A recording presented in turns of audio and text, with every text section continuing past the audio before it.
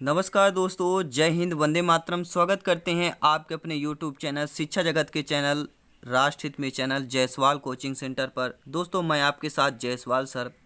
दोस्तों हिंदी शिक्षण शास्त्र का आपका रहेगा टॉपिक और बेस्ट यहाँ पे 15 में से 15 हमारा टारगेट है। और ये ऐसे प्रश्न है जो बार बार आपकी एग्जाम में पूछे गए प्रश्न हैं। हिंदी पेडागॉजी का पार्ट नंबर 11 है दोस्तों। इसके पिछले पार्ट और इसकी पिछली क्लासेज या क्वेश्चंस आपने नहीं देखा है, जहाँ पे बेल आइकन पे एक लिंक मिलेगा तो आप लोग देख सकते हैं। तो दोस्तों आइए शुरू करते हैं भाग नंबर 11 यानी कि पार्ट नंबर 11 में। पहला क्वेश्चन स्क्रीन पर है आज की वीडियो का और प्रश्न ये पूछा जा रहा है दोस्तों कि निम्नलिखित में से किस कौशल में निपुण होने के बाद स्वराघात, बलाघात व स्वर के उतार चढ़ाव के अनुसार छात्र किसी कथन को समझ सकता है। बहुत अच्छा प्रश्न है। हिंदी शिक्षण शास्त्र का टॉपिक चल रहा है। सभी मेरे प्यारे मित्र शिक्षक बंधु एक बार वीडियो को दिल से लाइक कर देंगे। प्रश्न आइए समझते हैं कि इनमें से जो है किस कौशल में निपुण होने के बाद स्वराघात, बलाघात व स्वर के उतार चढ़ाव के अनुसार छात्र किसी कथन को समझ सकता है। किस कौशल के निपुण होने के बाद? श्रवण कौशल निपुण होने के बाद, पठन कौशल के निपुण होने के बाद, भाषण कौशल के निपुण होने के बाद, या इनमें से कोई नहीं। तो दोस्तों राइट आंसर क्या हो जाएगा? तो राइट आंसर है आपका श्रवण कौशल। जी हाँ दोस्तों, श्रवण कौशल के निपुण होने के बाद, जी हाँ, श्रवण कौशल में निपुण होने के बाद जो है स्वराघात, बलाघात, स्वर के उतार चढ़ाव के अनुसार जो है छात्र किसी कथन को समझ सकता है। तो पहला ऑप्शन सही हो जाएगा। और नेक्स्ट क्वेश्चन यह है, अगला प्रश्न है, उच्च प्राथमिक स्तर पर लेखन कौशल के विकास का कौन सा उद्देश्य सबसे कम महत्वपूर्ण है? उच्च प्राथमिक स्तर पर अगर बात करें, लेखन कौशल के विकास की बात करें तो सबसे जो उद्देश्य आपके दिए गए हैं, सबसे कम महत्वपूर्ण उद्देश्य बताना है। तो जो सबसे कम महत्वपूर्ण उद्देश्य है वह है प्रसिद्ध लेखकों की लेखन शैली की समीक्षा करना। यह सबसे कम उद्देश्य महत्वपूर्ण है।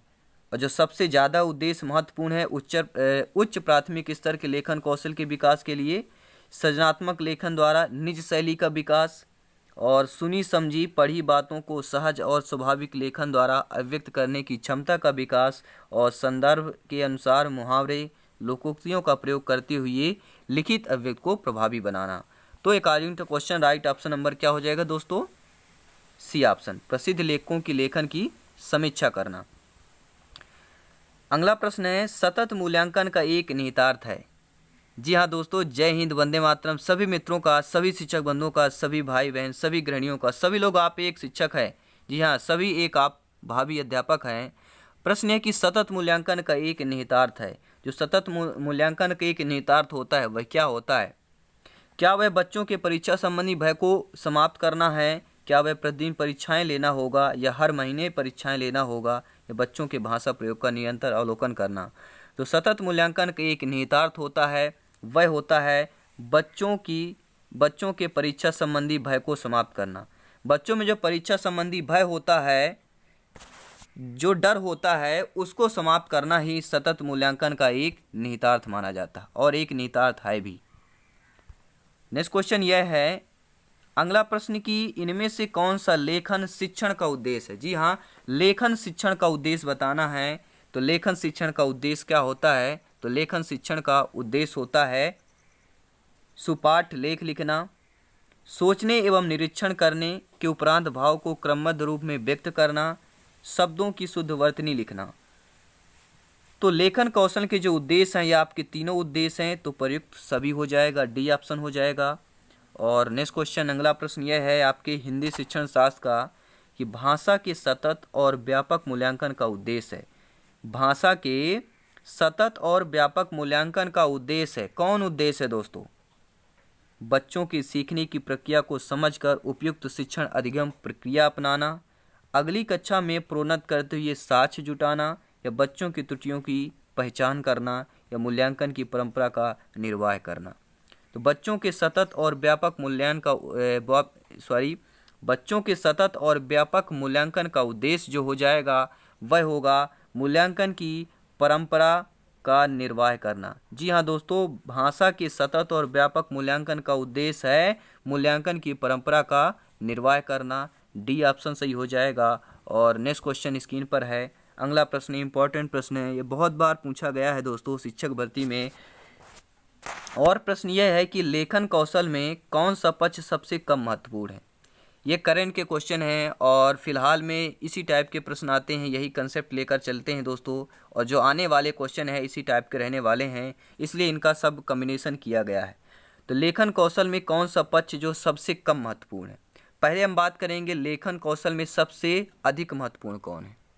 तो सबसे अधिक महत्वपूर्ण है अपने अनुभवों की लिखित अभिव्यक्ति, लिखित कार्य व शिक्षक की प्रतिक्रिया और सुंदर लेखन का यांत्रिक अभ्यास। ये जो BCD हैं लेखन कौशल का जो सबसे महत्वपूर्ण पक्ष है, सबसे अधिक महत्वपूर्ण, लेकिन जो सबसे कम महत्वपूर्ण पक्ष है वह प्रिंट समृद्ध वातावरण।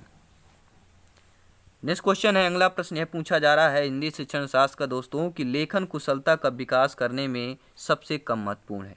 जो लेखन कुशलता है इसका विकास करने में सबसे जो कम महत्वपूर्ण कौन होगा। तो लेखन कुशलता के विकास करने में सबसे अधिक महत्वपूर्ण जो होता है वह तो अधूरी कहानी को पूरा करना, कहानी कविता आदि का सृजनात्मक लेखन और आँखों देखी घटनाओं को लिखना। ये लेखन कौशल के विकास के सबसे अधिक महत्वपूर्ण है। लेकिन जो प्रतिलिपि है ये सबसे कम महत्वपूर्ण है लेखन कुशलता के विकास में। अगला प्रश्न यह है दोस्तों, विशेष क्षमता वाले बच्चों की कक्षा में लेखन कौशल के अभ्यास के लिए महत्वपूर्ण है। विशेष क्षमता वाले बच्चों की कक्षा में लेखन कौशल के अभ्यास के लिए जो महत्वपूर्ण होता है, विचारों की मौलिकता होगी, शुद्ध वर्तनी का प्रयोग होगा या अलंकारिक भाषा का प्रयोग होगा या अक्षरों की सुंदर बनावट होगी। तो विशेष क्षमता वाले बच्चों की कक्षा में लेखन कौशल के अभ्यास के लिए जो महत्वपूर्ण है वह होगा विचारों की मौलिकता। पहला ऑप्शन यहाँ पर सही हो जाएगा। नेक्स्ट क्वेश्चन, अगला प्रश्न दोस्तों यह है, डायरी लेखन का मुख्य उद्देश्य क्या होता है। जो डायरी लेखन होता है, जो डायरी में अपनी अपनी डायरियाँ होती हैं उनमें जो लेखन किया जाता है, तो वह डायरी लेखन का मुख्य उद्देश्य क्या होता है। वर्तनी का ज्ञान, शब्द भंडार में वृद्धि, वाक्य संरचना का ज्ञान या अपने भावों विचारों की ईमानदारी और आत्मविश्वास पूर्ण भाषिक अभिव्यक्ति को प्रोत्साहित करना। तो डायरी लेखन का जो मुख्य उद्देश्य होता है वह यही होता है कि अपने भाव विचारों की ईमानदारी और आत्मविश्वास से पूर्ण भाषिक अभिव्यक्ति को प्रोत्साहित करना। क्योंकि जब आप अच्छे बुरे जो भी हो डायरी में लिखते हैं, तो जो भी आप ईमानदार हैं, अच्छे विचार हैं आपके लिखते हैं, तो क्या होता है आत्मविश्वास से पूर्ण भाषिक अभिव्यक्ति को क्या है वह प्रोत्साहित हो जाता है, प्रोत्साहित करना कहलाता है। अगला प्रश्न यह है कि इनमें से जो है कौन सा लेखन अभ्यास होगा, सुलेख, अनुलेख, श्रुतलेख या ये सभी होंगे। तो जो लेखन अभ्यास होगा वह क्या हो जाएगा, आपका सुलेख भी होगा, अनुलेख भी होगा, श्रुतलेख भी होगा, यानी उपर्युक्त सभी हो जाएगा। नेक्स्ट क्वेश्चन देख लेते हैं। अगला प्रश्न स्क्रीन पर है, कक्षा 4 में भाषा की अध्यापिका विद्यार्थियों को पढ़ाते समय चलचित्रों का उपयोग करती है। भाषा यानी सभी लोग जानते हैं भाषा क्या है, हमारी हिंदी भाषा है। हमारी जो मातृभाषा हिंदी है और हिंदी भाषा हमारी है, इसलिए कक्षा 4 में इसलिए भाषा लिख दिया जाता है। तो कक्षा 4 में जो भाषा की अध्यापिका है वह विद्यार्थियों को पढ़ाते समय चलचित्रों का उपयोग करती है। कैसे चित्र, चलचित्रों का उपयोग कर रही हैं।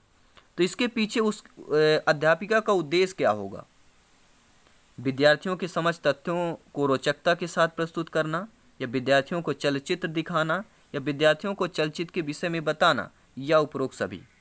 तो कक्षा 4 में जो भाषा की अध्यापिका हैं विद्यार्थियों को पढ़ाते समय चलचित्र का उपयोग करती हैं, इसके पीछे जो अध्यापिका का उद्देश्य होगा वह उद्देश्य होना चाहिए या होगा विद्यार्थियों के समझ तथ्यों की रोचकता के साथ प्रस्तुत करना। पहला ऑप्शन सही हो जाएगा, रोचकता के साथ प्रस्तुत करना।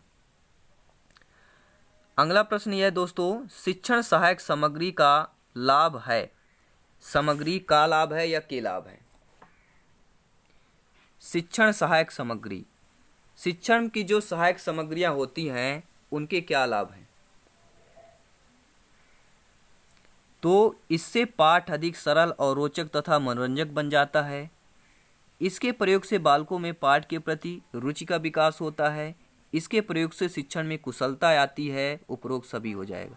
जी हाँ दोस्तों, शिक्षण सहायक सामग्री के लाभ जो आपके ABC तीनों हो जाएंगे, यानी उपरोक्त सभी हो जाएगा। और अगला प्रश्न है, सभी मेरे प्यारे मित्र शिक्षक बंधु एक बार वीडियो को दिल से जरूर लाइक करें और अच्छा लगे तो फीडबैक जरूर दें। हो सके तो आप लोग भी यहाँ पे आंसर कमेंट बॉक्स में कर सकते हैं। मेरे आंसर बताने के पहले वीडियो पॉज करिए और अपने आप सोचिए इसका आंसर क्या होगा, इसके बाद कमेंट बॉक्स में बता सकते हैं और दोस्तों को भी शेयर कर सकते हैं। तो बात करेंगे प्रश्न की। क्वेश्चन यह है दोस्तों, शिक्षण शास्त्र यानी हिंदी पेडागोजी का शिक्षण सहायक सामग्री। जो शिक्षण सहायक सामग्री होती है वह ज्ञान को स्थायित्व प्रदान करते हैं या शिक्षण शैली को रोचकता पैदा करते हैं या भाषा संबंधी कठिनाइयों को दूर करते हैं या उपयुक्त सभी। जो शिक्षण सहायक सामग्रियाँ होती हैं शिक्षक बंधुओं, प्यारे मित्रों, भाइयों एवं बहनों, शिक्षण सहायक सामग्रियाँ, तो शिक्षण सहायक सामग्रियाँ जो हैं ज्ञान को स्थायित्व प्रदान करती हैं, शिक्षण शैली में रोचकता पैदा करते हैं, भाषा संबंधी कठिनाइयों को दूर करते हैं, यानी कि उपयुक्त सभी हो जाएगा। शिक्षण सहायक सामग्रियाँ ये सभी करते हैं। अगला प्रश्न ये पूछा जा रहा है, शिक्षण सहायक सामग्रियाँ जो है विद्यार्थियों के लिए लाभकारी होती है, अध्यापक के लिए लाभकारी होती है, दोनों के लिए लाभकारी होती है या शिक्षण प्रक्रिया को जटिल करती है। तो जटिल तो कर नहीं सकती है।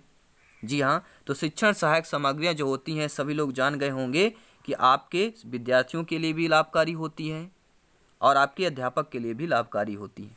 तो ये दोनों के लिए लाभकारी हो जाएगा। तो सी ऑप्शन यहाँ पर सही हो जाएगा।